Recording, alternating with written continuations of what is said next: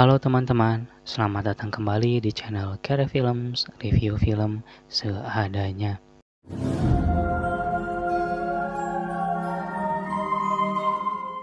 Cahaya dari Timur, Beta Maluku, disutradarai oleh Angga Dwi Masa Songko. Ia juga merangkap sebagai penulis bersama M. Irfan Ramli dan Swastika Nohara. Film ini diproduseri oleh Glenn Fredly bersama Angga sendiri.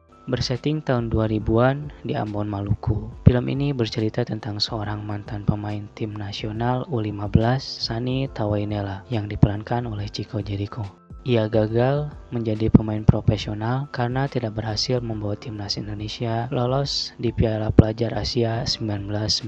Ketika terjadi konflik agama di Maluku pada saat itu, ia resah melihat anak-anak di sekitarnya terlibat konflik. Ia kemudian tergerak untuk melatih anak-anak tersebut bermain sepak bola agar mereka teralihkan dari konflik tersebut. Halangan dan tantangan terus ia hadapi demi menjalankan niat baiknya agar anak-anak tersebut mempunyai masa depan yang lebih baik dan melanjutkan mimpinya menjadi pemain bola profesional. Oke, seperti biasa saya jelaskan sedikit alasan saya menonton film ini. Alasan utamanya tentunya sutradara filmnya yaitu Angga Dwi Masa Songko. Ia mempunyai track record yang baik dalam menggarap film-film Indonesia. Saya nonton film ini karena tertarik untuk menonton seluruh filmografinya setelah menonton film-film dia sebelumnya, seperti Surat dari Praha, Filosofi Coffee the Movie, sampai nanti kita cerita tentang hari ini. Cahaya dari Timur, Beta Maluku ini merupakan salah satu film dia yang belum saya tonton. Jujur, saya tidak tahu apa-apa tentang film ini. Yang saya tahu cuma sutradaranya yaitu Angga Dwi Masa Songko. Dan tentang singgungan cerita di film ini, yaitu konflik agama di Ambon, Maluku, saya tidak tahu kejadian aslinya seperti apa. Karena pada saat itu saya masih kecil dan juga saya belum pernah baca-baca tentang konflik tersebut. Semua pengetahuan saya tentang Maluku dan konflik tersebut, ya saya tahu dari film ini. Which is bagus, karena terkadang menonton sebuah film memberikan pengetahuan baru yang belum kita ketahui sebelumnya. Pertama, saya suka sinematografinya. Shoot-shootnya enak banget buat dipandang. Apalagi shoot-shoot di pantainya. Itu rasanya adem banget.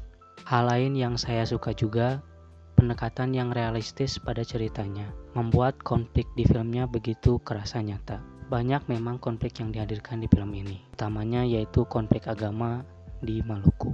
Untuk saya orang awam yang tidak tahu menahu tentang konflik Maluku tersebut, film ini memberikan pengetahuan tentang konflik tersebut dengan baik dan cukup jelas, serta mudah dipahami.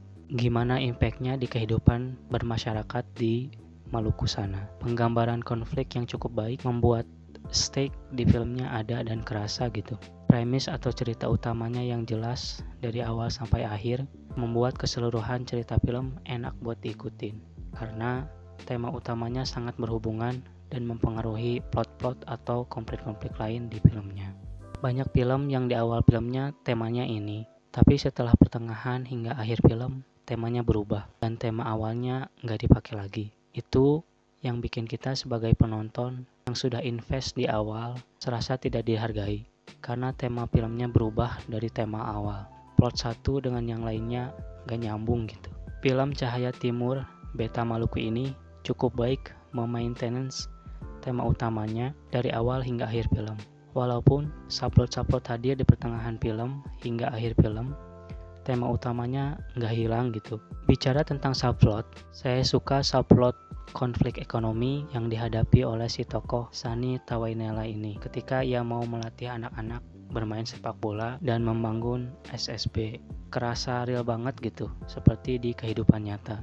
Di film Indonesia, konflik ekonomi memang sangat amat terasa karena hal-hal yang terjadi atau digambarkan di film memang kita alami atau kita saksikan sendiri di kehidupan nyata. Selalu menarik melihat konflik ekonomi dihadirkan di film Indonesia. Film ini dengan baik menyinggung tema tersebut, seperti saya bilang, pendekatannya memang realistis.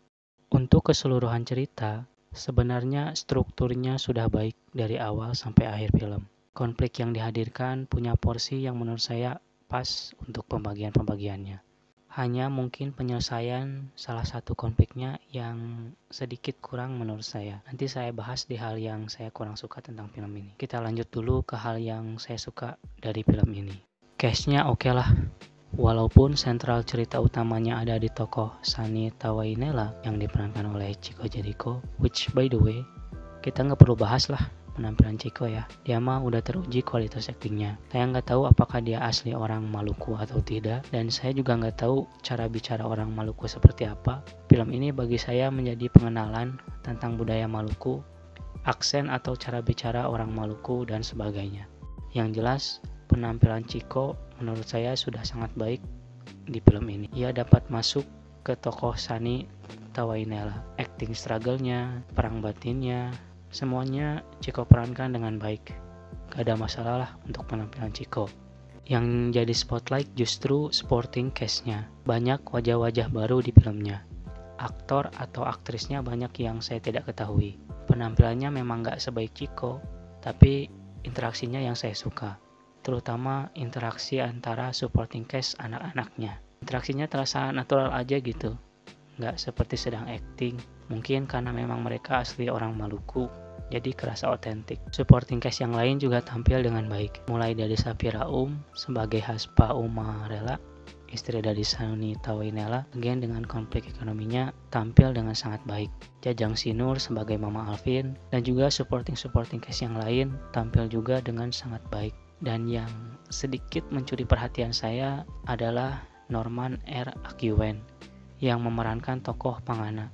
Entahlah, tokoh yang ia perankan begitu dekat dengan kehidupan nyata. Dan menurut saya cukup sulit memerankan tokoh tersebut. Saya suka aja dengan penampilannya. Intinya untuk semua cast di film ini tampil dengan sangat baik. Musik di film ini saya juga suka. Cukup menurut saya menggambarkan keademan Maluku atau Ambon. Again, film ini pengenalan buat saya untuk Maluku serta budayanya, termasuk musiknya.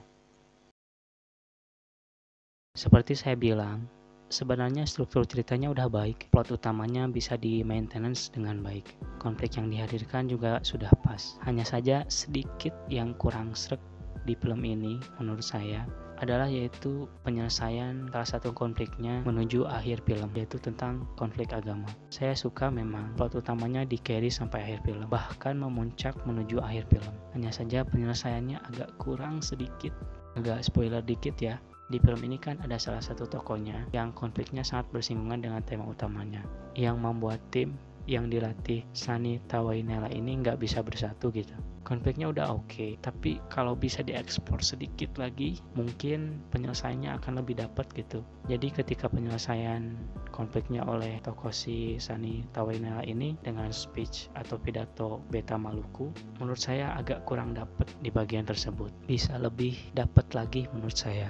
Itu aja sih yang saya kurang sreg dari filmnya. Selebihnya sudah oke. Bagi saya, film ini sangat baik mengenalkan budaya Maluku kepada saya. Juga memberi pengetahuan tentang konflik Maluku dengan baik juga. Plot utamanya yang dapat dijaga dengan baik membuat stake di filmnya gak hilang dari awal sampai akhir. Konflik yang dihadirkan terasa dekat dan realistis dengan kehidupan nyata. Membuat kita relate aja gitu dengan filmnya. Ditambah dengan sinematografi dan musik yang cakep, membuat filmnya gak boring atau membosankan gitu. Walaupun penyelesaian konflik di akhir bisa lebih mulus lagi, tetapi tidak mengurangi kualitas dari keseluruhan film yang sudah sangat baik. Cahaya dari Timur, Beta Maluku, saya kasih nilai A-.